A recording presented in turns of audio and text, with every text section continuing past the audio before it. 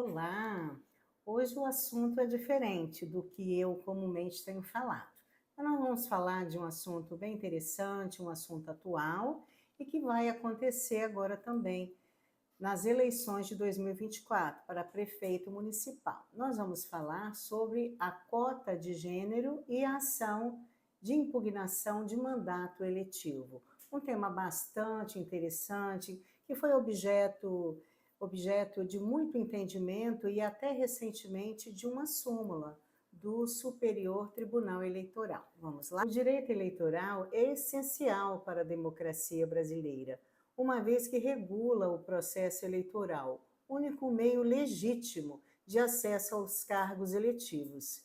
Isto faz com que o ordenamento jurídico brasileiro traga uma série de normas que, segundo os valores constitucionais, cuidam de garantir que o pleito eleitoral seja legítimo. Por outro lado, sabe-se que há uma desigualdade substancial de gênero no exercício de mandatos eletivos.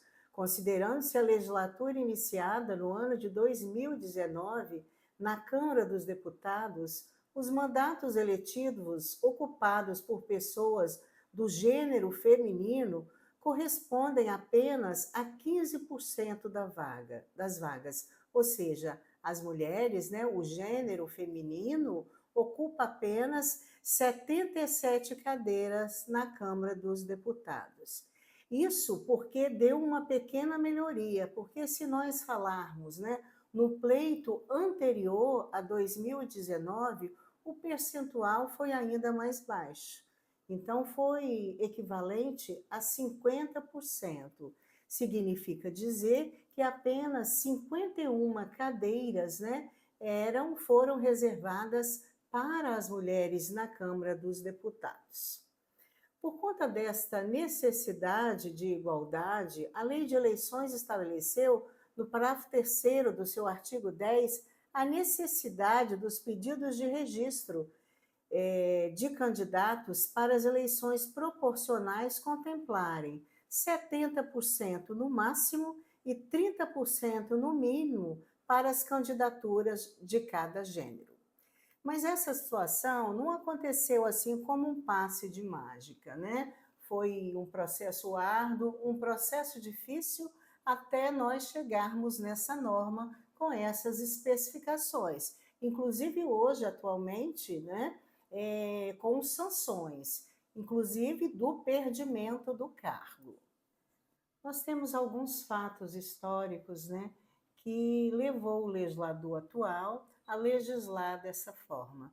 Tudo começou com a Organização das Nações Unidas, no ano de 1995, salvo o melhor juízo.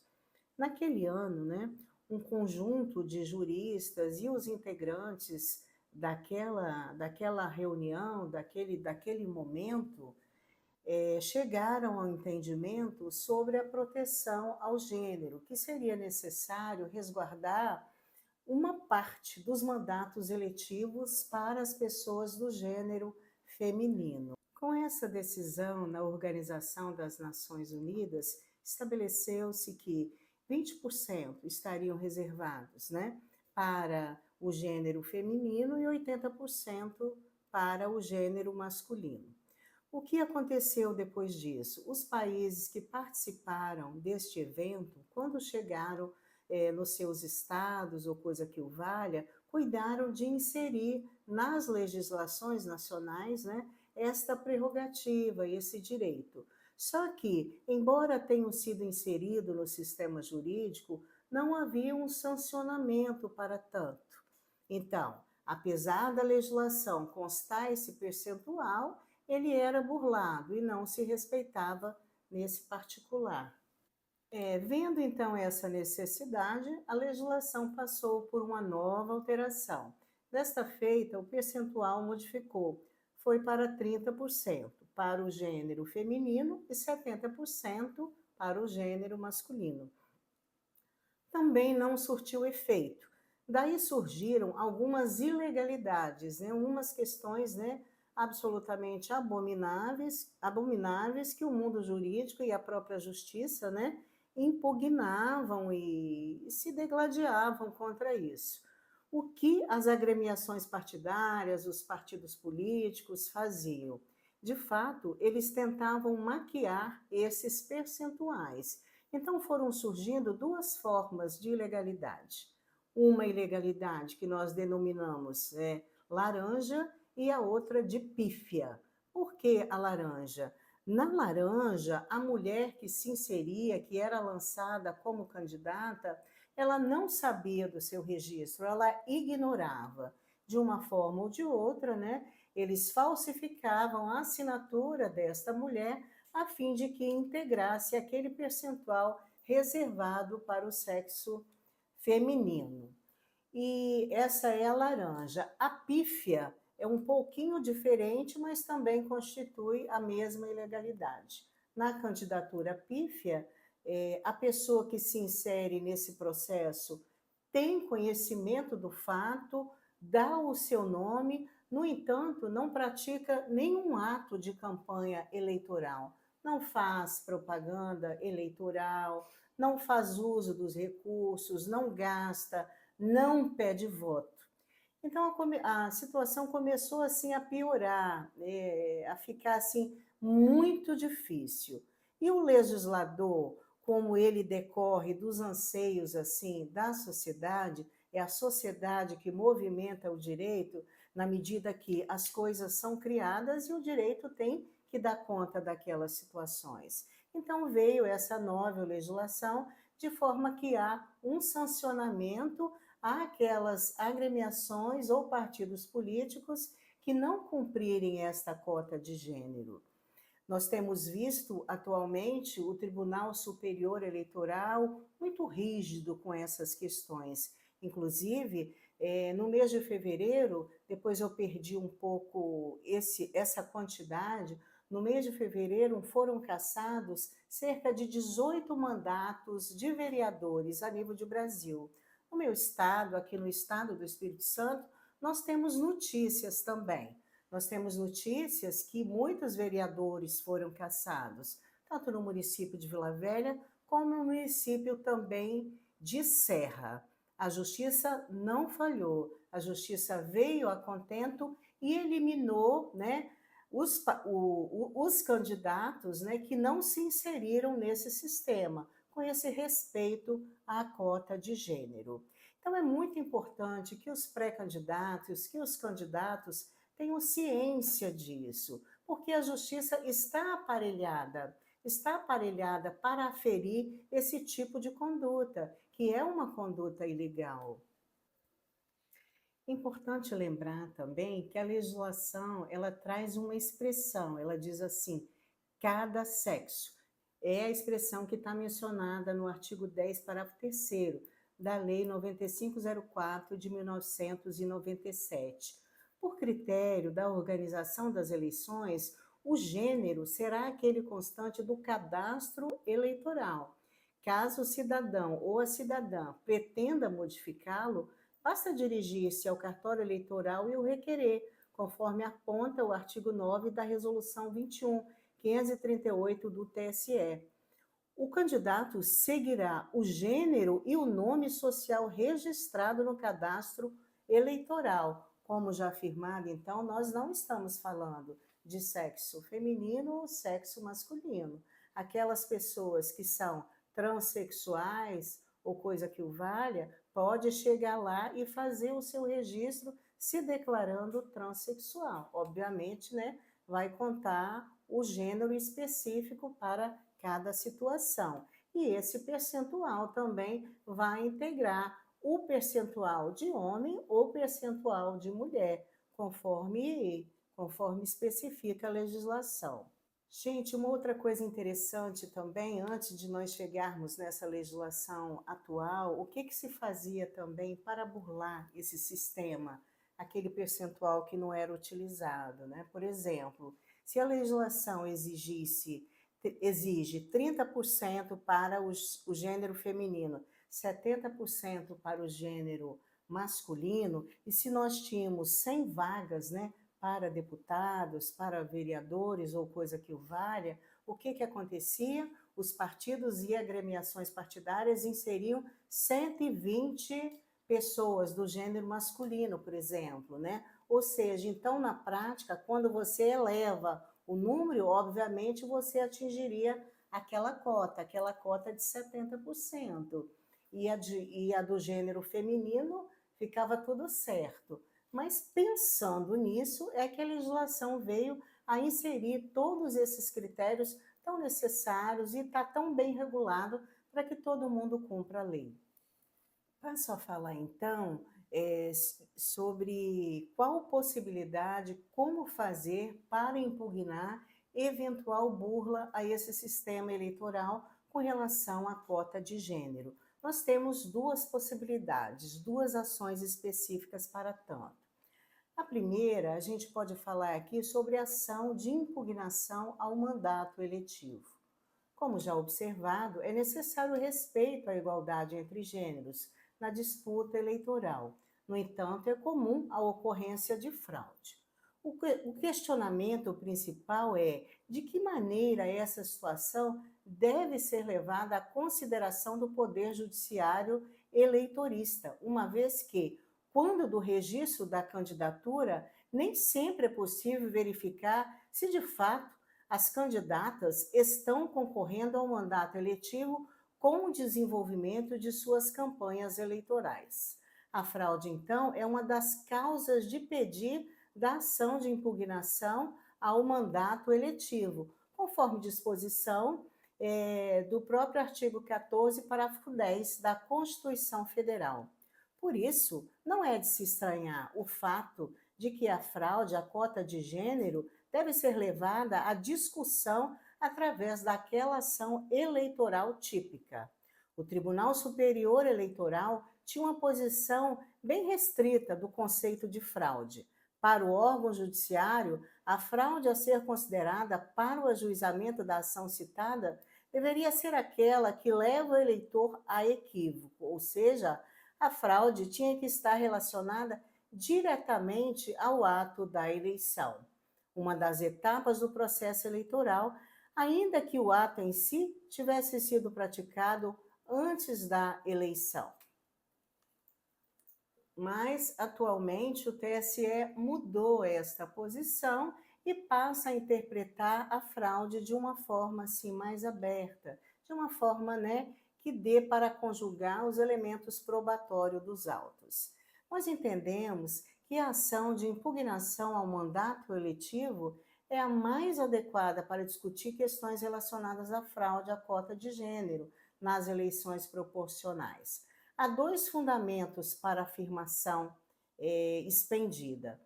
O primeiro é que diz respeito aos prazos decadencial para o juizamento das ações. A ação de investigação judicial eleitoral, que é diferente desta que eu citei, ela poderá ser ajuizada até a data da diplomação.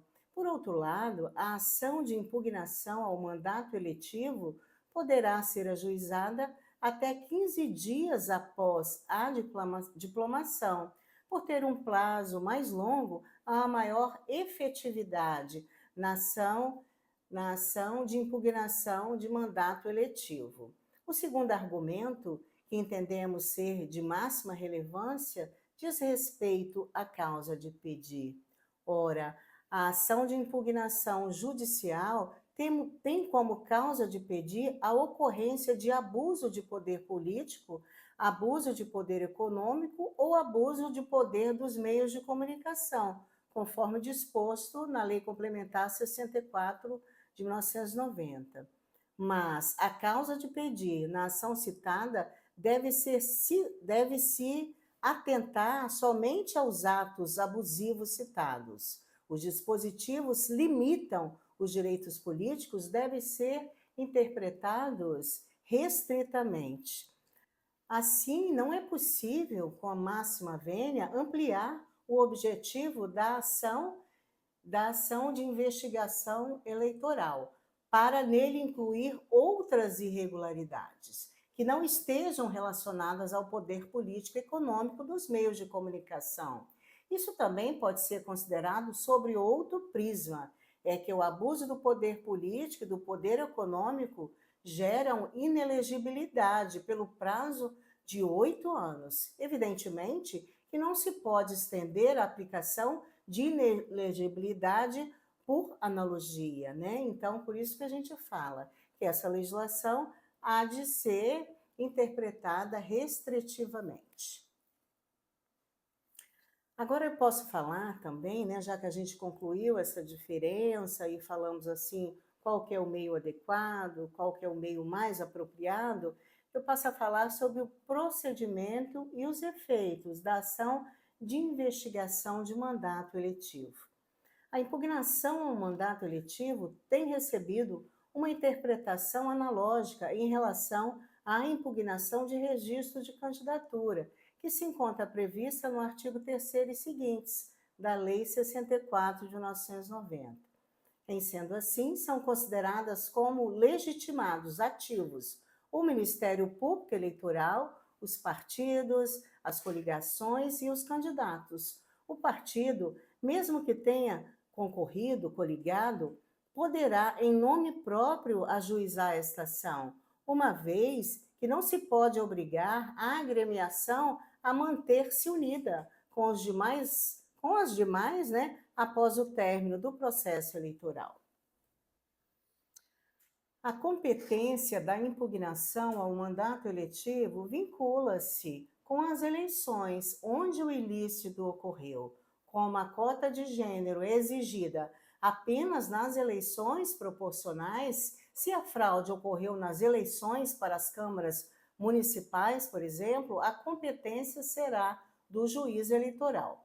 Caso tenha ocorrido nas eleições para as assembleias legislativas, a Câmara Legislativa do Distrito Federal ou a Câmara dos Deputados, a competência será do Tribunal Regional Eleitoral. Caso fique provado no processo, com direito à ampla defesa, obviamente, né, e ao contraditório, que houve de fato a fraude no sistema de cota de gêneros nas eleições, todos os candidatos, caso fique provado no processo, obviamente, com direito à ampla defesa e ao contraditório, que houve de fato a fraude no sistema de cota de gênero nas eleições proporcionais, a consequência de procedência da ação partirá da perda do mandato eletivo e de todos os candidatos às eleições proporcionais daquele partido para aquela determinada casa legislativa. Por isso é que se propôs a necessidade de um litisconsórcio passivo necessário. Todos os candidatos àquela agremiação, pela agremiação partidária, obrigatoriamente estarão no polo passivo desta ação. Então, é nesse sentido que a gente pode afirmar que a procedência dos pedidos incertos na ação de impugnação de mandato eletivo poderá levar à perda dos mandatos eletivos de todos os candidatos que concorreram pela agremiação política àquela determinada casa legislativa, uma vez que a condenação deverá atingir o DRAP, que tem como anulação dos votos dados aos candidatos e aos partidos políticos. Como o processo raiz, formado pelo demonstrativo de regularidade dos atos partidários, é atingido, não há que se falar em preservação de votos para a legenda. Então, amigos e amigas, né, o fim é drástico, é realmente a perda do cargo eletivo. É muito importante que não só as agremiações, os partidos ou coisa que o valha tenham ciência disso, mas é importante também que os pré-candidatos, os candidatos, né, dada a exigência do litisconsórcio passivo necessário, uma vez que essa decisão vai atingir e vai influir na vida dessas pessoas, é importante que eles tenham ciência disso, procurem se informar, procurem fazer a leitura e cobrem dos seus respectivos partidos políticos o cumprimento fiel desta legislação. apoio à cota de gênero, respeito à cota de gênero, que ela faz parte do processo eleitoral e caminha e comunga em favor da democracia.